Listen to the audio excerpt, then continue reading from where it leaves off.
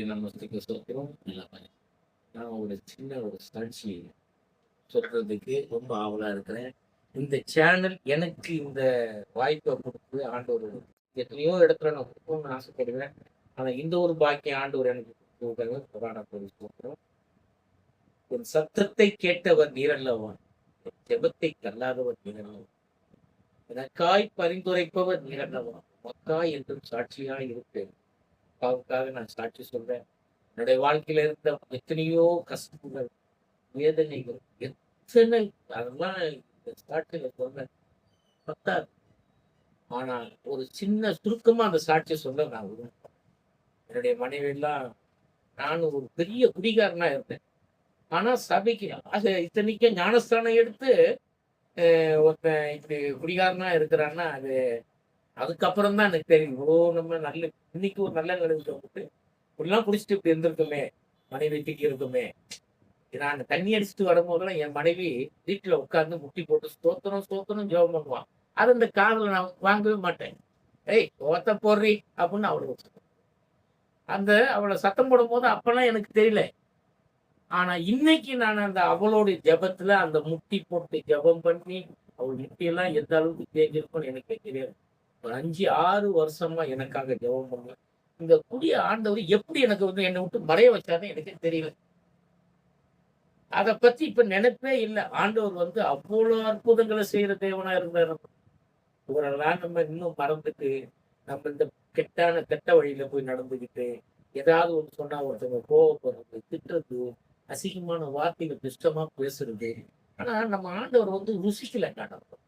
அவரை நான் உண்மையாலுமே நல்லா ருசிச்சிருந்தேன்னா, என்னுடைய வாழ்க்கை எவ்வளவு எத்தனை ஆண்டவருக்கு எத்தனை ஐசுவாணிகளும் எப்படியோ இருந்திருக்காங்க. ஆனா அவங்களாம் ஆண்டவரை பின்பற்றினாங்க. அவருடைய வார்த்தைகள், அவருடைய வசனங்கள், அவர் செய்த ஒவ்வொரு செயல்களும் வந்து அந்த மனசுல அவங்களுக்கு வந்து ஒரு ஆணித்தரமா அவங்களுக்கு இருந்திருக்கு. நானும் ஒரு சாதாரண ஒரு பாவம். என்னையும் ஒரு குப்பையில இருந்து இன்னைக்கு என்ன உயர்த்தி வச்சிருக்காருன்னா ஆண்டவருக்கு தான் நன்றி சொல்லுவேன். பைபிளே படிக்க தெரியாதுங்க எனக்கு. இயேசு அழைக்கிறார் ஒரு ஜெபம். காலையில 5 மணிக்கு எழுப்பிடுவாங்க. 9 மணிக்கு சாயந்தரம் நைட்டு 9 மணிக்கு. இதுல கொஞ்சம் கொஞ்சமா என்னை கிண்டல் பண்ணுவாங்க பாருங்க. பைபிள் படிக்கும் போது திக்கும். ஒரு சங்கீதத்தை படிக்கிறதுனால ரொம்ப கஷ்டப்படுவேன். ஆனா இன்னைக்கு அந்த சங்கீதத்தை படிக்கும் போது இன்னும் ஆர்வம் அதிகமா வரும். ஒரு வார்த்தைகள் பிடிக்கல. அந்த அளவுக்கு வந்து ஜெபம். என்னுடைய சபை வந்து நீதியின் சூரியன் சபையில நான் இருக்கேன். ஜெபம்னு ஐயா எங்க பாஸ்டர் ஐயா சொன்னாங்க வெளியே போயிடுவோம் பாத்ரூம் போறாங்க. ஏன்னா இந்த ஜெபம் எப்போ முடியுதோ அப்பதான் வருவேன் உள்ள. ஏன்னா அது பயம். யாராவது ஏதோ சொல்றாங்க, கிண்டல் பண்ணுவாங்க. ஏன்னா நான் அப்போ வந்து அந்த ஜெபத்துடைய விசுவாசிக்கிறேன் நான். ஜெபம்ன்றது வந்து நீ எவ்வளவு என் மனசு விசுவாசமா நம்ம ஜெபம் பண்ணா ஆண்டவர் கொடுப்பாருன்னு அது நான் அப்ப நினைக்கிறேன். ஆனா இன்னைக்கு அதை வந்து விசுவாசம் எனக்குள்ள வந்து அது அப்படியே பொங்குது. ஆண்டவர்கிட்ட கேட்டா கட்டாயமா கொடுத்துருவாரு. எந்த மாதிரி பிரச்சனையா இருந்தாலும். இன்னைக்கு நான் அந்த குடியை மறந்துட்டு சிகரெட் பழக்கம் கிடையாது. சாட்சி நான் திருவிருந்தே எடுக்கலைங்க. இந்த சிகரெட் பிடிக்கிறதுனால திருட்டுத்தனமா அடிப்பேன். அதுக்கு அப்போ சில வசனங்களுக்கு எல்லாம் சொல்லும் போது எனக்கு காதல விழும். இதை தெரியாம நான் திருவிருந்து எடுத்துட்டு சிகரெட் குடிச்சேன்னா நான் நோயாகி போட்டுருவோம். வியாதிகள் ஆயிடுச்சுன்னா அப்புறம் நம்ம இதனால தானே அப்படின்னு பயந்து கடைசியில அதையும் விட்டுட்டா பிறகு தாங்க இன்னைக்கு சிகரெட்டு கிடையாது. நீ பேசுறதுனாவே பயப்படுவாங்க. ஆண்டவர் பிள்ளைங்கிட்ட பேசுறதுனாவே பயம் வருதுங்க. அவங்க கிட்ட எப்படி பேசணும், எவ்வளவு அன்பா பேசணும். அன்பு தாங்க ஆண்டவர் நமக்கு கற்றுக் கொடுத்துருக்காரு. வேற ஒன்றுமே தெரியாதுங்க. என்னுடைய மனைவி அவ்வளோ நான் குடிக்கும் போது அவ்வளவு கஷ்டப்பட்டாலும் இன்னைக்கு அவ இல்லை எனக்கு. இன்னைக்கு நான் என்னை ஆண்டவர் பரிசுத்தமா வச்சிருக்காரு. இன்னைக்கு நான் ஒரு பிரேயர் பண்றதும் சரி, ஒரு பாட்டு பாடுறதும் சரி, இயேசு அழைக்கிற அந்த ஜெப கூட்டத்துல இன்னைக்கு நான் சேர்ந்து எவ்வளவு ஒரு ஆவிக்குரிய ஜீவியத்துல வந்து எவ்வளவு ஒரு அற்புதங்கள் நடக்குது தெரியுமா? என்னோட பையன் கல்யாணத்துக்குலாம் என்கிட்ட 10 பைசா கிடையாது. இதுதாங்க என்ன உண்மையான சாட்சி. குடிய விட வச்சது ஜெபம், பணம் வர வச்சது ஜெபம். ஆண்டவர்கிட்ட ஜெபம் பண்றேன். கல்யாணத்துக்கு இருக்கும்போது 10 பைசா கையில கிடையாது. போகும்போதுதான் நைட்டெல்லாம் ஜெபம் பண்ணுவேன். போட்டு அழுவேன். அப்பா என்ன அசிங்கப்படுத்துறாதீங்க ஆண்டவரே. என்ன குடிய மறக்க வச்சீங்க, சிகரெட்டை மறக்க வச்சீங்க. என் பையன் கல்யாணத்துக்கு பணத்தை கொடுத்துருங்க ஆண்டவரே.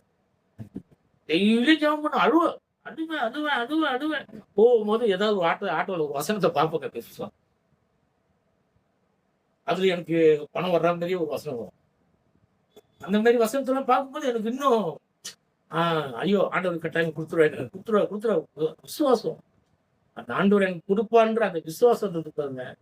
அந்த விசுவாசம் தாங்க எனக்கு. திடீர்னு என்னோட ஆபீஸ்ல வந்து ஒரு பொட்டலம் வந்து குடுத்து இத வச்சுக்கோ அப்டின்றாரு. என்னன்னு பார்த்தா யாரு சார் கொண்டு போய் குடுக்கணும்னு கேட்டா, டேய் அது உனக்கு தான்டா. பிரிச்சு பார்க்குறேன் ரூ. 2,50,000 தாலி வாங்குறதுக்கு காசு இல்ல. ஆண்டவர் குடுத்துட்டாரு. அன்னைக்கு புடிச்சேங்க ஆண்டவர. இனிமே எந்த ஒரு பிரச்சனை, எந்த வீட்டு பிரச்சனையோ, காசு இல்லையோ, சாப்பாடு இல்லையோ, பிள்ளைங்க என் பேச்ச கேட்கலையோ, இதுக்கு எல்லாமே ஒரே இது ஒண்ணு ஜெபம் தாங்க. ஜெபம். ஜெபம் முட்டி போட்டு மட்டும் நீங்க ஜெபம் பண்ணீங்க. அத விட ஒரு ரட்சிப்பு, மன அமைதி. முட்டி போடுங்க. அமைதியா போய் முட்டி போடுங்களேன். ஒரு 1 மணி நேரம் முட்டி போட்டு ஆண்டவர்ட்ட ஜெபம் பண்ணுங்க. அந்த ஹார்ட் எல்லாம் அப்படியே ஃப்ரீயா இருக்கும். அது போயிடும் நம்மள விட்டு. அந்த அளவுக்கு என்ன ஆண்டவர் ஒரு சாட்சி இந்த சாட்சிய சொல்றது கூட உண்மையாலுமே கர்த்தருடைய கிருபையால இந்த சாட்சி ஏதாவது தவறாக நான் ஏதாவது ஒண்ணு சொல்லியிருந்தா சாட்சினால ஆண்டவருக்கு ஸ்தோத்திரம் சொல்லிக்கிறேன். இந்த சாட்சியை முடிக்கிறேன். ஆமென்.